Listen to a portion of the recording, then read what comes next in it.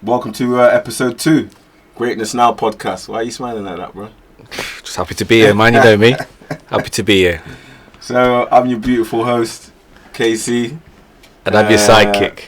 Not so beautiful. Why are you saying beautiful like it's a dating site? Bro, remember you're behind the camera, so it might come just put a few Not so... Gully number 2. Not so beautiful host. More beautiful than me. What? On the inside. What's your name? My name's Otis. Yeah, welcome, man. Episode 2. Big C behind the camera. Thanks for joining me, man. This is the Greatness Now podcast. Big shout out to everyone listening. We got the Why Wait t-shirts on the way. All right. Yeah. So if you want to order one, jump on the Instagram. We're at the Greatness Now podcast on Instagram, or you can also get me. Looks like you're chewing that cowboy gum over there. Or you can get me on my personal Instagram, which is I create my own reality. Yeah. Shout out get your Instagram up there, man. My Instagram is Dress the Nines. That's the word dress, the number 2, the word the 9S. Dress the Nines all together. Yeah. So episode number 2, man. It's beautiful. How's everyone feeling? Everyone good? Feeling good, man. Yeah. Feeling good. Yeah. Just chilling on the weekend, innit? That's it. Beautiful. It's beautiful. How you feeling, Big C? All right. Yeah, man. Good. Bless. Yeah, beautiful. How was everyone's? I'm feeling good as well, by the way. Thank you for coming. Great guys. Just in case. Sorry, man. Manners. You're the host. You have to care for everybody. That's it. Let's have a quick recap of the week, man. How was everyone's this time last week? Just getting ready for Valentine's, man. How was everyone's Valentine's? Oh, man. Come on. Yeah? What are you saying? How was your Valentine's, Big O? Valentine's was great. Well, I spent some of it with you. Alright, you might want to clarify. You know what I'm saying? Yeah. Listener. Yeah. What were we doing on Valentine's? Well, there was candles. No, man, we went to see a Whitney Houston tribute. Yes. Took the ladies, and it was an absolutely fantastic event, and it was extra special because I haven't been out like that where we're all out with our partners, and it was Valentine's. Yeah. The girl that was singing Marcia was just next level. It was just nice to be out and do something a bit different, rather than just the sort of standard go for dinner and all that kind of stuff. Yeah, I liked it, man. Yeah, it was fun, wasn't it? It was fun. It's weird how with music, like maybe one song in, it was like it was Whitney. She was good. She was good, man. Yeah. I liked her. The hairstyle was like Whitney. Yeah. She had that kind of look, same sort of kind of figure, the whole sparkly dress, and some of the songs more so than others.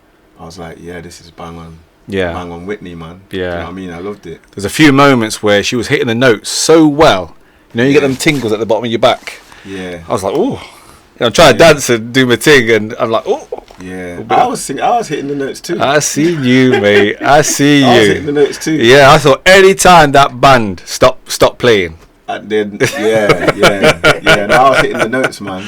It was like Whitney meets Budgel. Yeah, there's some of the notes. I've noticed even my girl was hating on me because there was a few songs that I knew and she didn't know. Really? I think it's an age thing. Okay. And I seen her just cutting an eye at me, and I was still singing. Yeah. Doing well, man. I was doing well. It was beautiful, man. It was nice, man. Yeah, there was a moment where she kind of encouraged us to go and come on the dance floor and have a bit of a dance and stuff. Yeah. And I know you was with your good lady. Yeah, she looked at me a certain way. I was like, I'm not going. Yeah. So I see you two do your thing. Yeah. And I'm doing a bit, getting my moves on and all that. I was enjoying myself, and I looked to the left, and you were singing your heart out. Yeah, that's me, man. Yeah. You know and it's those little magic moments for me that made that night extra special. Yeah, no, it was nice. Yeah, it was nice. And then they had like a little break in the middle where you could have a dance. Yeah, and then, join the extra long queue to get a drink. Yeah, the queue. Yeah. Venue was all right. You know what I'm saying? For the first type of tribute thing that I've been to. Likewise, I'm giving it a good. But you're giving it out of 10. I give it a strong 7.5, 8. Yeah, I'll give it a strong 7.5, 8. What was the venue? It was in There's Derby. a Rolls-Royce Pavilion. Rolls-Royce Pavilion. in Yeah, Derby, yeah. Shout out to them. If you want Yeah. to sponsor the show, get in touch. Yeah, it was beautiful, man. It was beautiful. The lighting could have been a bit darker. Yeah. I know know what I mean? I'm good friends with the promoter and he had a few issues just technically with lighting. That wasn't quite how he had planned it to be, but it was what it was. You know, it's like sometimes things just don't quite turn out. Yeah. You know, but that didn't take anything away from just the energy and the nice vibe of it all. Good energy, good vibes. So I liked it. So that was. So the funny thing is, so that was 2 days before Valentine's, was it? Or was it on Valentine's Day? Oh man, good question. I think it was the day before. Day before. So in my head, that's the Valentine's present. You know what I'm saying? Mm-hmm. Them tickets weren't cheap. You know what I mean? 2 of them. So then I went to sleep thinking I'm done. That's my Valentine's Day. Are you woke up on your own? Nah, and then it got to the day, and then I had a conversation with the missus, and she's like, "Yeah, I'm not on these people that cares about Valentine's." I was like, "Yeah, me either, really, but we've done our thing." You know what I mean? Big people business. Yeah. And then in the morning, she was like, she surprised me. She's like, "Oh, there's a card for you," and she got me like a box of, like a gift. It was a box of boxer shorts. Yes. Which was nice. Yeah. You, bro. And then, But did you do something, well, here's the thing. or did you get caught Here's out? the Here's the thing. He had already She taken went. her to the Yeah, thing. Yeah, I'd already yeah. did my thing, but then she went to work. We had a bit of back and forth on the phone, and then I got cussed because I didn't get no Valentine's. It's a setup, isn't it? It's a So setup. basically, I got. So the moral of the story is, don't believe your other half when they tell you that they're not bothered about Valentine's. No. Because deep No. down inside, they're bothered. But the flip side of that is, had you done something and she told you not to, you can't win, because then she's going to stand there and say, well, I thought we weren't doing nothing. Yeah. And here you are now with flowers and Yeah. card and this and that. Yeah. I thought I did extra. the Whitney tribute. Turns out I didn't do enough. Yeah. Turns out I didn't do enough. Yeah. So next year, I'm gonna have to do double. Do you know what I did? I did the Whitney thing. Yeah. We're at a place where Valentine's is a bit commercial as such, and I think for those people that don't go the extra mile more often, then it's good for them. But Yeah. I'm a kind of old school romantic, so I'm like, if you're happy in your relationship and things are good and you're doing things and making memories and doing things together, then I know it might sound a bit cliche, but isn't every day Valentine's? Yeah, that's You know, every day is an opportunity to love your woman that's true. if you're in love with your woman. That's true. That's true. But the beautiful thing was, so then I realised I had some backtracking to do. So Okay. then I'm away home from work. I was like, I can salvage this because I wasn't going to see her till the evening. So then I got, I'm not going to say the shop because there's a lot of reputable shops out there, but I ran in the shop, got some flowers. Petrol station. No, it wasn't a petrol station. Little Audi. Follow me. So then I went there, got the flowers, Yeah. and then I'm looking in the card section. No cards, bro. No cards left. Gosh. Just envelopes. And I'm like, nah, what am I gonna do? And there must have been a woman saw me. She saw on my face that, you know, The desperate look in your yeah. eyes. And she said, "Oh, I've got a spare card in my car." You're joking. Nah. Wow. I said, "Oh, all right then." Wow. She might be trying to kidnap me or something, but I went with it. Yeah. Even though my kids with me as well, so it could have got messy. So I went with her to the car. Yes. And she took out a spare card. I don't know why you'd have two, but I'm not hating. She split with a man that And day. she gave me the other card. I said, "Oh, let me give you some money." She said, No. I said, "All right, I'm going to pay it forward." So next year, Valentine's, I'll be on the lookout for somebody that was in my situation. It's nice, isn't it? Yeah. So that was beautiful. So I have to think my girl's not going to watch this and listen anyway. But little does she know that the card she got was free. It's not what you spent. Yeah, it's not about that. It's about the energy. 100%. The universe had my back, basically. Yes. It knew the love that I was needed to deposit in that card, and it had my back. So it's beautiful. So yeah, man, it's all in all, all in all, it's been a beautiful week set off by Valentine's. Yeah. So let's go to the first subject we're talking about, which brings us beautifully on, if I may say so myself. I didn't even mean this. But the first subject we're going to cover today is self-love. Okay. Marinate for a second. Mm-hmm. Yeah? Not the type of self-love you used to do on your team. Yeah. I don't. What? No. I'm going to keep it clean. So as men, I think like I don't know. The world's changing a little bit, but I think like we need to talk a little bit more about loving ourselves, because I think as men, we're expected to do everything for everyone else. And I guess I don't know, man.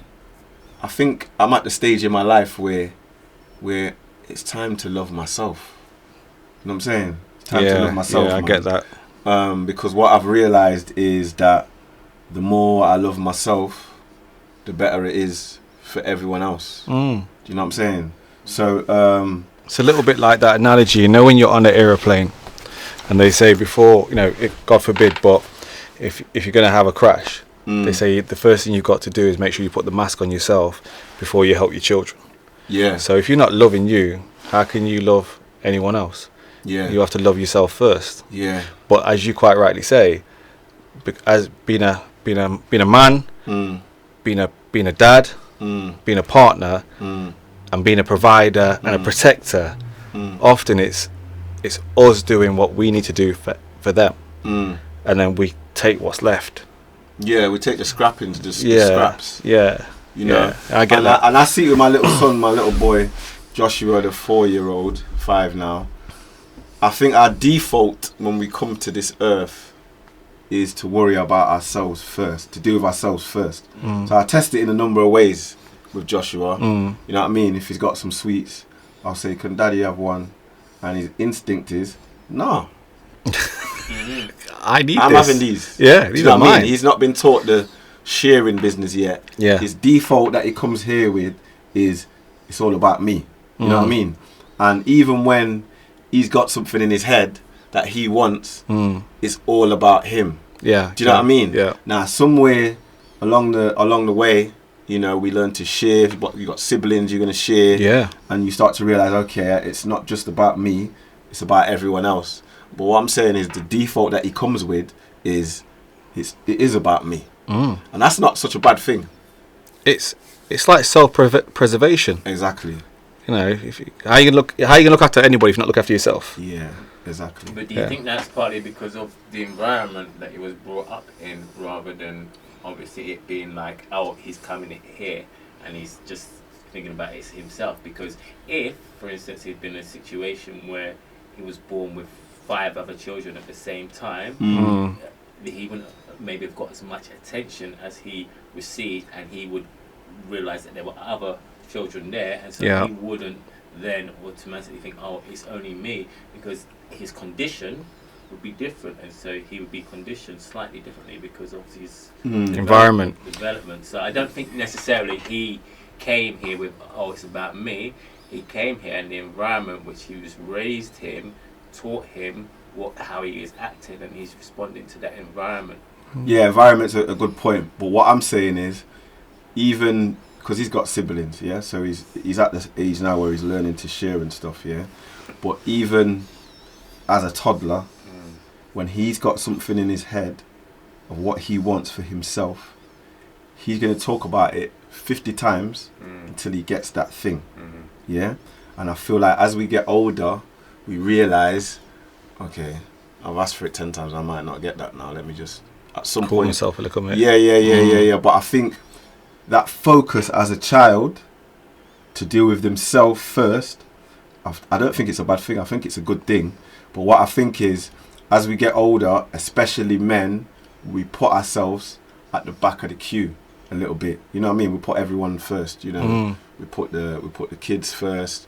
We put the partners up there before us. Parents, co-workers. I think as a man, it's a natural thing that you do, just to put everyone before you. Like if I'm making dinner for everyone, I'ma serve out everyone's food, and then then go back and get yours last. Mine's going to be last. And if there's not much left, I did it it is, yesterday. it is what it is. It is what it is. There wasn't Yeah, enough for yeah, me. I'm the same. You know what I'm saying? Same.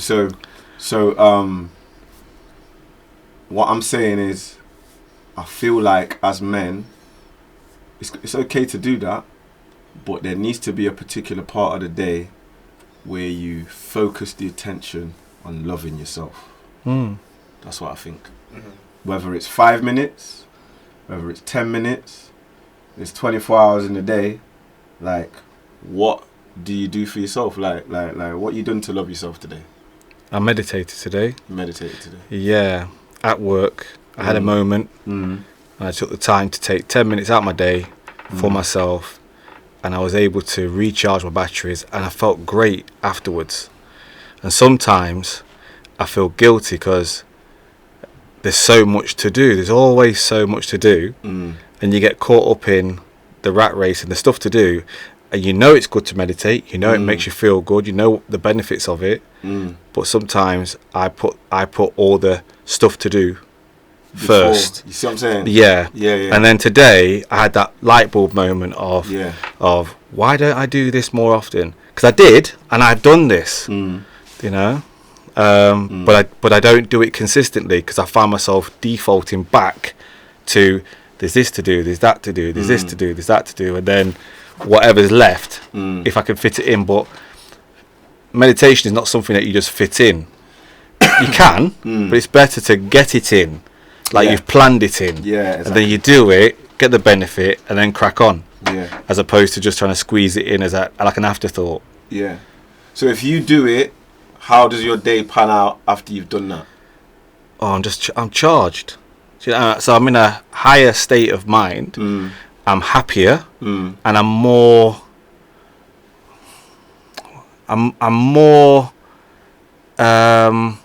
I'm easier to deal with, and I'm more forgiving on lots of different things. You know, so it could be something silly like, you know, I've meditated and I'm on my way to work. Someone do something silly in the car, you know, and I'm like, well, these things happen. It's no big thing. Yeah. But without the meditation, I go to the default setting of why have you done that? Why this? Why that? Do you know what I mean?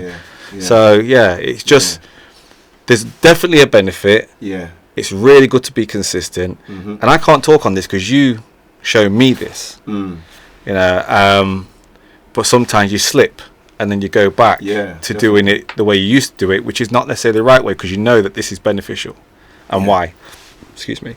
Yeah, I'm the same, man. Like, obviously, even today, for example. So, I don't know. For some reason, on a weekend, I try and fit more stuff in. Do you know what I mean? Trying to stretch a minute. I have more structure in the week. So, in the week, I'll get up in the morning. I'll say, right, I'm gonna take some time for myself, meditate. As far as I'm concerned, that feels like I'm doing something for me. Do you know what I mean? It feels like I'm clearing my mind a little bit. Yeah. Then I go to the gym. Again, I've got some music on. It feels like it's me time. Do you know what I mean? There's not many people can interrupt me in the gym. And then so I'm charged up now. Yeah. Do you know what I mean?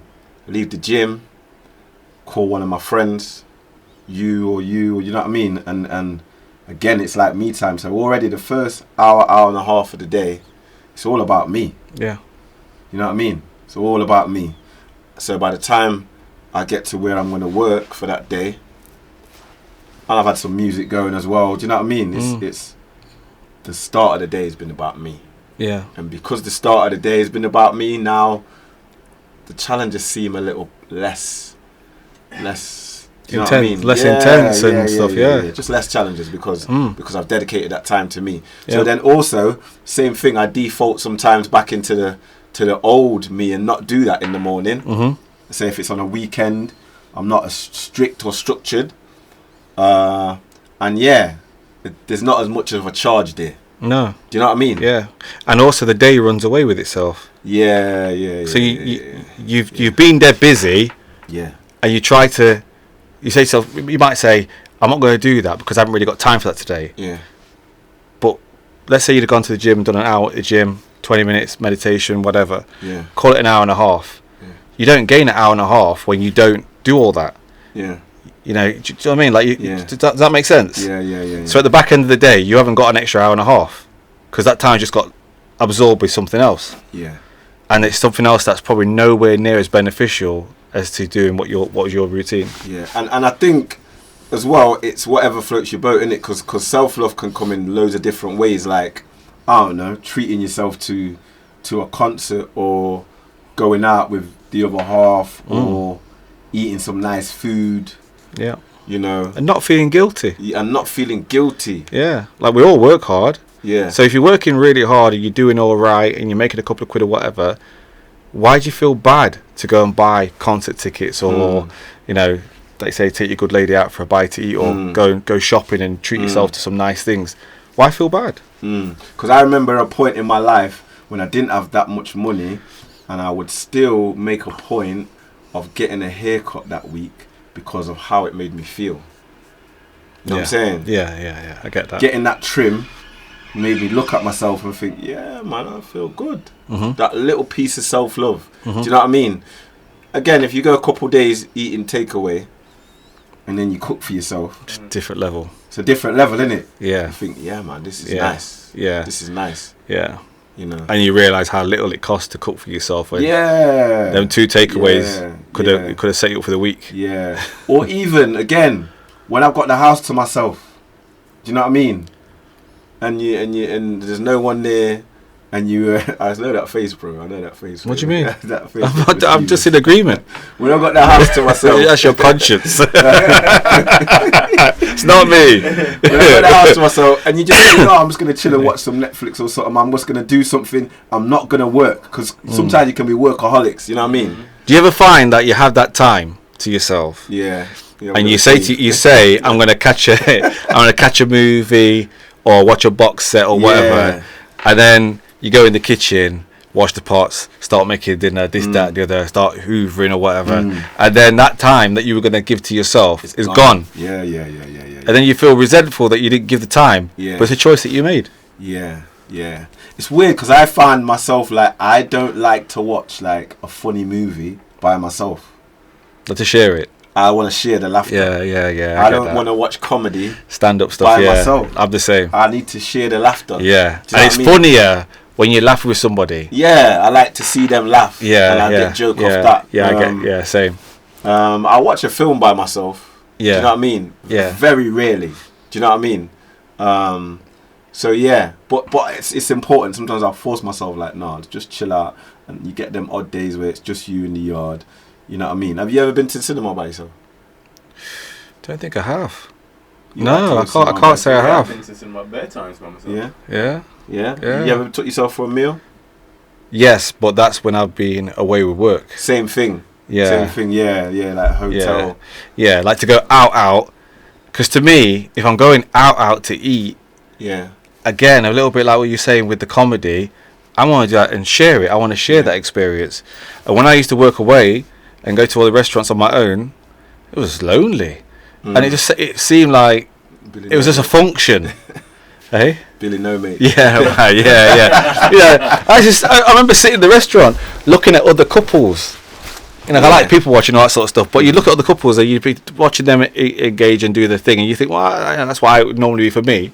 But on this occasion, I'm away. I'm working in London. I'm there. You know, the company's given me all its expenses and stuff. I can go out and eat in nice restaurants, but nice restaurants are nice for me personally when you're sharing them, and that's whether you share them with your friend or with your partner.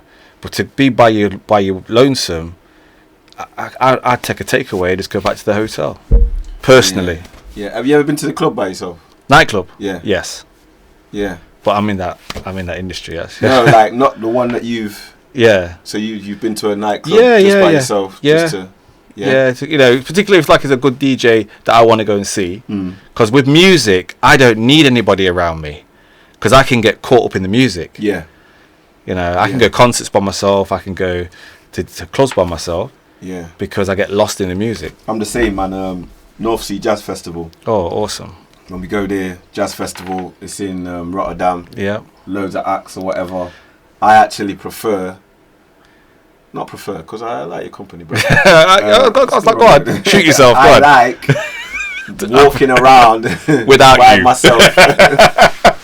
It's like it's again, it's a form of self-love. Do you know what I mean? Because it's like I'm just free, man. I'm just walking around. I got no care in the world. The music's playing.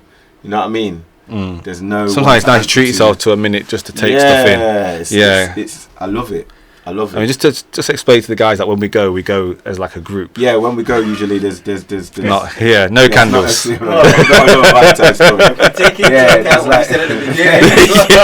How many of us usually go? There's about 5 of us.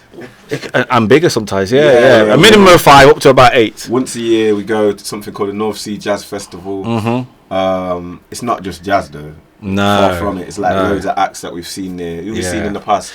Usher with the Roots, Erykah Badu, Pharrell was there.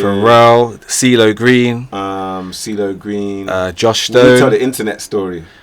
Oh my God, this guy, he's a legend. So every year we go. We're amazing. It's 3 days. 3 days. So it's 3 days of concerts, live acts from early afternoon right through to about 10, 11 at night. Yeah. 3 days. We don't get a lot of sleep. But we do a lot of raving. Yeah. We all love the music. And at the end of the evening, when everybody else is tired and going back to their hotel, we go clubbing. Yeah.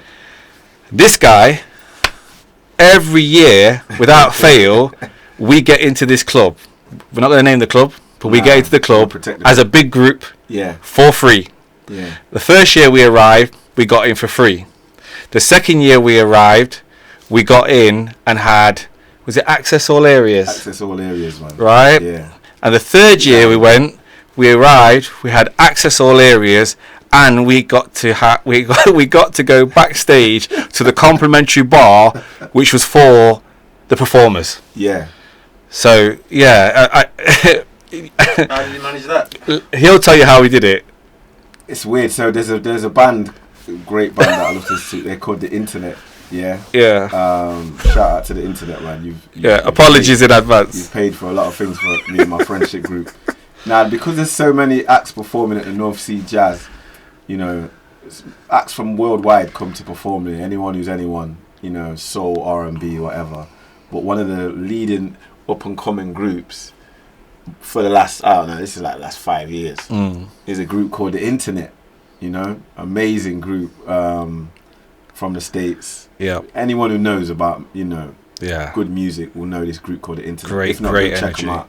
So all I've done is go up to the, because we all look so different, our friendship group. Yes, yes. And the lead singer is a girl, by the way. Shout out to her as well. What's her name? I don't know. She's the lead singer of The Internet. Well. Yeah. Great singer. So I go up to the person at the door. Everyone looks real important, and I say, "We're The Internet." And then they look on the list. I know we're not on the list. They look on the list and they go, "Yeah, sure, bring the group in." But now I do it with such confidence. We always pull up in a blacked out Mercedes Vito. Yeah. Right. It's a cab, but it hasn't got no logos on. Yeah. So it looks like we've come from the concert, and then we've just gone. Yeah. Where's there to go? Yeah. And we pull up, and it's got an electric sliding door. So he presses the button, he jumps out. He says, "Everybody, wait in the car. Don't get out. Just wait in here. I'll sort it." And then there's a queue as long as your arm. This queue is super long. You know, you're talking about an hour to get in this club. Yeah. And you just see him bit of chit chat with the security, and it's the same thing every year. And then the door opens and we're in. The last year we went, I said to the lady on the door, "Yeah, we're The Internet. We've just come straight from the festival." I said, "We might perform in here. I'm going to see how we feel in a few hours." Yeah. And she was like, "Oh, that's wonderful." And, you know, she put the wristbands on us. And I even said, I was cheeky, I said, there was 2 guys who were still at the hotel. I said, "There's 2 more going to come later on." You know, just make sure they get the bands on. Yeah. You know what I mean? And straight in. And we've always had the most amazing This is like a confession. He's that convincing. Yeah. Right? He's that convincing that people come up to me and they go, "So, what do? Are you bass? You drums?" Yeah. And then one of our boys were like, "Yo, if anyone asks you, you're the girl in the group."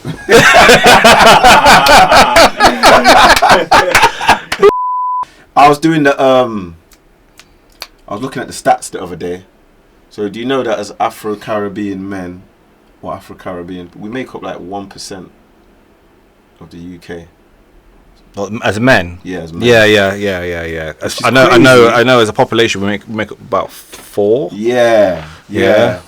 So it's mad because it feels like there's a lot more of us, right? I guess that's because of Because you know everybody. yeah, or just the circles that we frequent.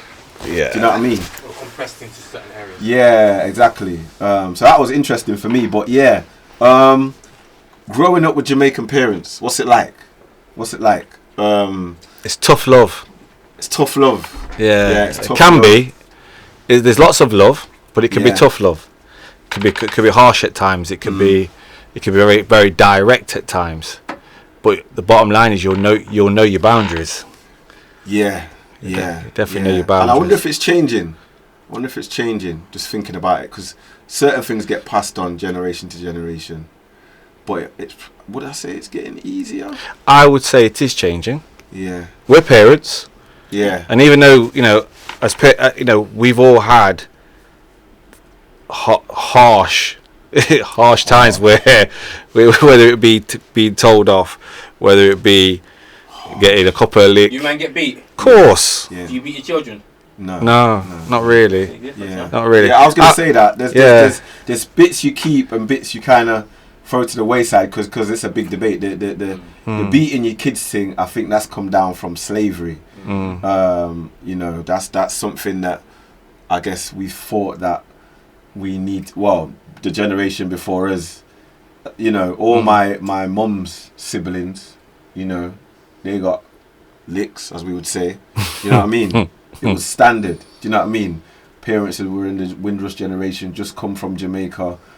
There's no long talking. You clapping you. You know what I mean? So me as a parent now, I've never had to do that. I think my biggest son, he'll say that. Yeah, I remember once. Yeah, man. But I can't recall that. It was a hot day. But especially the little ones, I just get away with giving them the look. Yeah. You know what I mean? Yeah. The look is enough to say. But I think when children No, are yeah. younger, you can do just the look. Yeah. Once you set your boundaries. Yeah. But as they get into their teenage years and become their own people and have their own opinions and have their own ways of wanting to do things, and sometimes not wanting to listen to you because they feel like they know everything, Yeah. that's when it becomes a test. Yeah. Yeah. Yeah. I don't say or encourage anybody to put their hand on anybody Yeah. for anything. You know what I mean? I think Yeah. most things could be talked out. Yeah. But there are times when you are so tested that you may, Yeah. you know what I mean, Yeah. take it to the next level. Yeah. as I such. mean, I remember. That could be that you get older, your child, and you say, listen, why Yeah. are you behaving like that? Do you know what I mean? It could be Yeah. something as simple as that. Yeah. Which in this generation or their generation, it's a really big thing.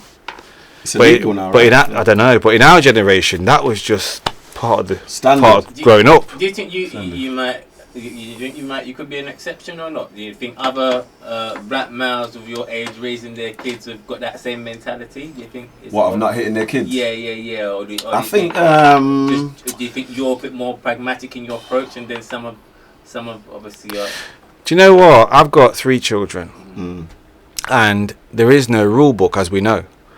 And when I look at my first son and where I was mentally and worldly wide and all the rest of it, compared to where I am with my youngest son, the poles apart. And you only know what you've been shown. Yeah, I agree.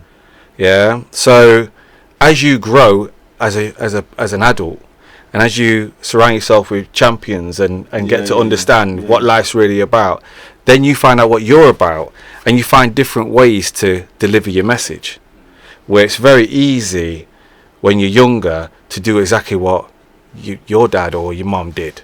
Yeah. You know, and I remember, like, when I was a kid, not just black parents, I'd be out. Yeah. And you'd be in the Victoria Centre. Yeah. And it would be like, you Yeah, and that was just the norm. Where now, if you see somebody slapping their child's legs in the Victoria Centre, it's a big deal. Like, to get arrested. Yeah. It was more. No one's gonna. Back in the 80s, growing up, no one's gonna say anything if you're getting licked in the shop. No. Now, people are gonna pull out their phones. Start filming. Yeah, gosh, yeah. Twitter. You're Facebook, gonna have a Yeah. case by the time you get home. Do you know what I mean? Yeah, They'll yeah. tag you in it. Do you know what I mean? Yeah. So It's a difficult one. yeah, it is because I want to say it didn't hurt our generation, but no one knows the long-lasting effects of what it. Because I remember them days, man, when you get told to go and get the belt and all that. It's psychologically traumatic. Yeah. Go and get the belt to get beat with. Do Yeah. you know what I mean? That's psychological damage right there. Yeah. I'll be like, I can't find it. You know what I mean? The line of the year. The line of the year used to be. You couldn't find it. The line of the year used to be because you start crying before. Yeah. I'll my give you something God. to cry for. Yeah, there. What are you crying for? I'll give you something to cry for. Yeah. And what if you can't find the belt? They tell you to go and get the shoe. Yeah. Or don't make me have to come and find it. Yeah. Because if me find it, you ain't you getting it. You ever get in one of them situations where your parent want to lick you or they're mad at you and then you run? Oh my Yeah, I had God. that. You Yeah, run, I had you that. have to run until they get to the point where you're not angry no more. Yeah. We had this table in our house, right? But you go round, you do laps. Yeah, man. Mama would try to run around, you jump back and go the other way. By the Boy. time she finished, she'd be, but then she'd be waiting because she'd then come with the pan of water. Get ready to dash at you when you're sleeping. Yeah. To get you, she come get And you this is later. the thing with Really? This is the Why? thing with Can't done it. Can't done. Jamaicans are so creative with their beatings and their discipline. Oh, Lord, it's another level. Yeah. It's so creative, like you say, the pan or the. You sometimes you see Africans remind me of that now. You see them in stress positions and stuff. I see these videos. I'm like, that reminds me of the Jamaican stuff back in the day. Do you know what I mean?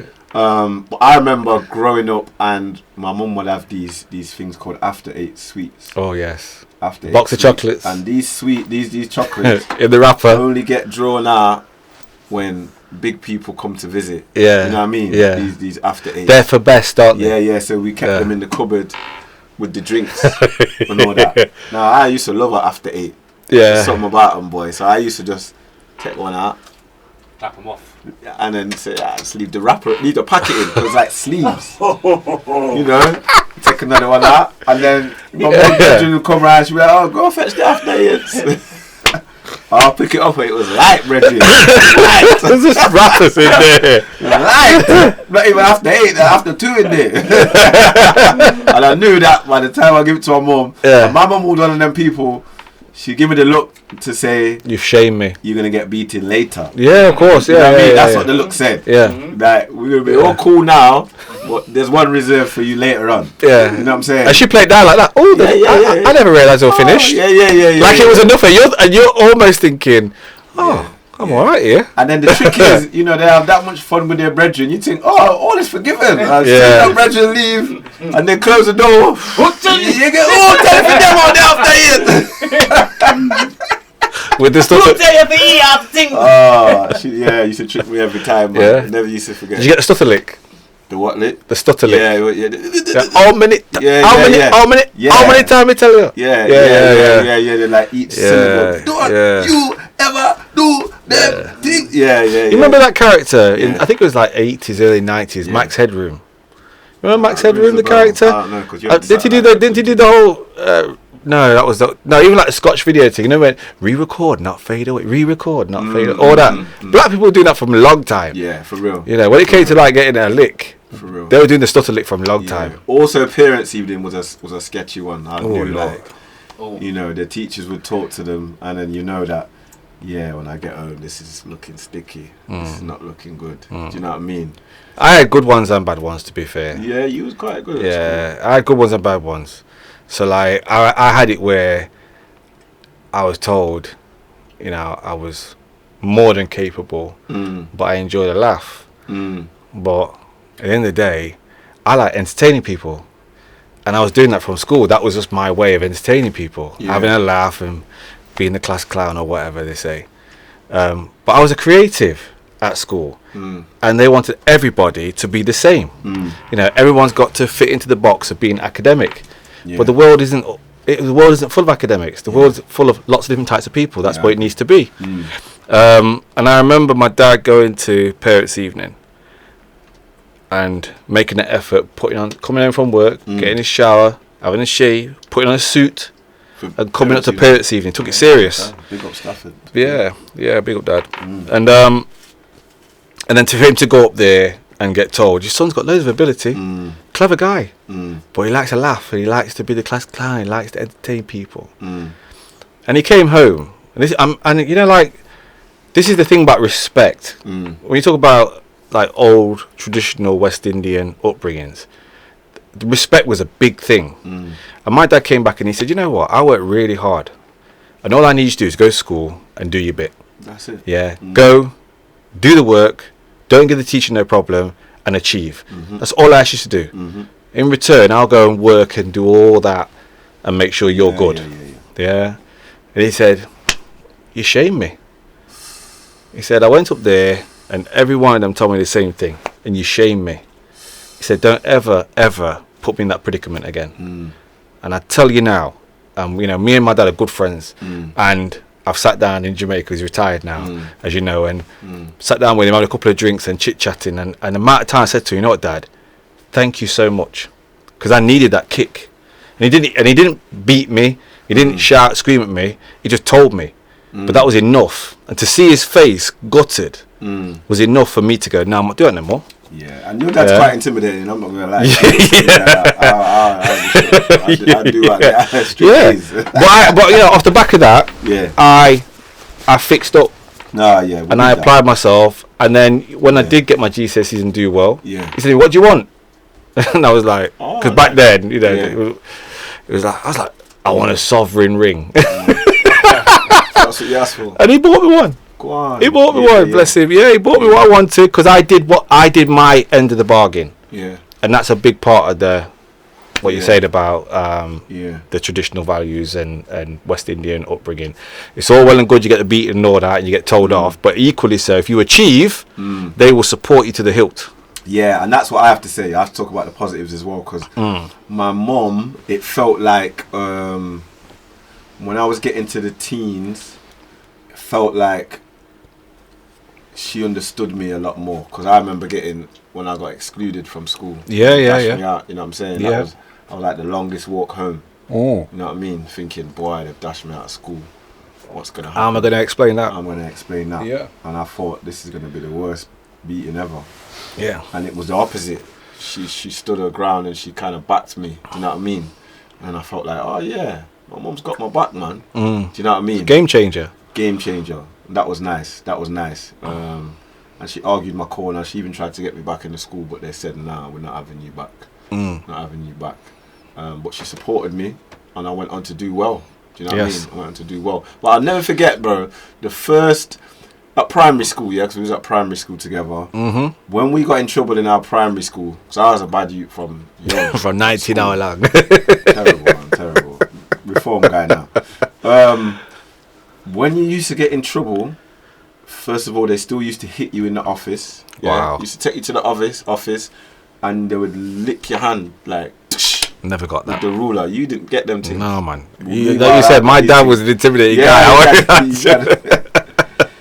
And bro, this is what I couldn't work out. They would hit you first, and then after they hit you, you get a choice of an orange or lemon sweet, bro. You're joking. No. It's like Matrix. Like Matrix, isn't it? Red pill, blue pill. So very early on, I realised this beating is nothing to what my mum gives me. Yes. So I'm going to be bad. I want one of these sweets. Oh, God. Do you know what I mean? So I would be naughty at school. Yeah. Bang on the waterworks even before the little ruler came. And in my head, already thinking, wow, I want one of them orange ones. And I'll just get the orange sweet and go about my business. But I remember as a child thinking, yeah, I'm just going to be naughty for the next few years. Really? You actually made that decision? Having that conversation with myself saying, yeah, I'm going to be naughty for the next few years.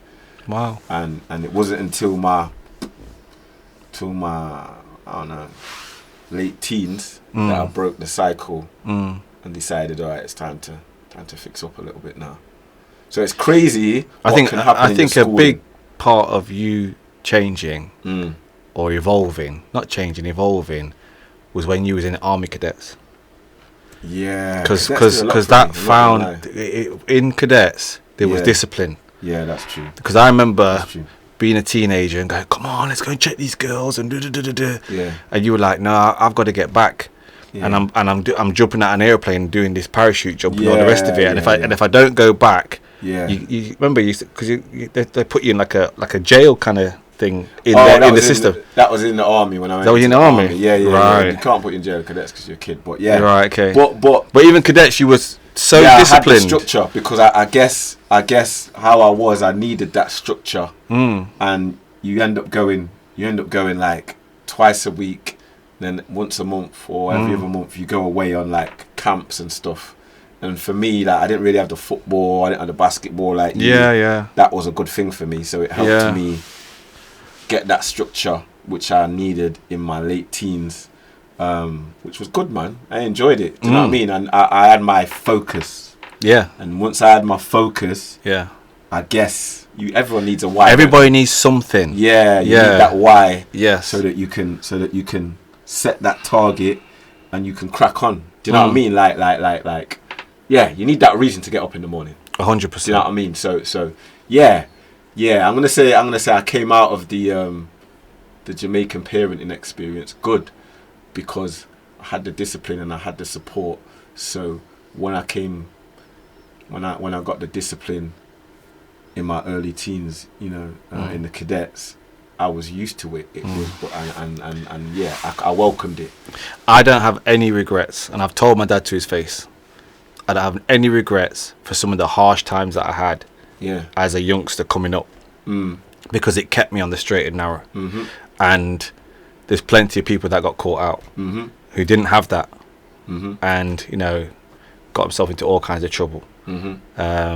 So there was times when I wanted to go places and I wasn't allowed to go. And I'm having that now with my teenage son. He don't quite get it yet, but in the long term he'll understand. Yeah. It's funny. Yeah, same with my teenage son. I think you go through those wobbly years with your teenage son, and it's easy to default back into the Jamaican ways. And think. And they're not coming from where we're coming from, so they don't understand that harshness so much. And also, their generation are more forthright. So when you come at them like that, it's like the carrot and the stick. Yeah. And they're better with the carrot. Yeah. When you give them the stick, they want to come back to you with the stick. Yeah. So it's just getting that balance.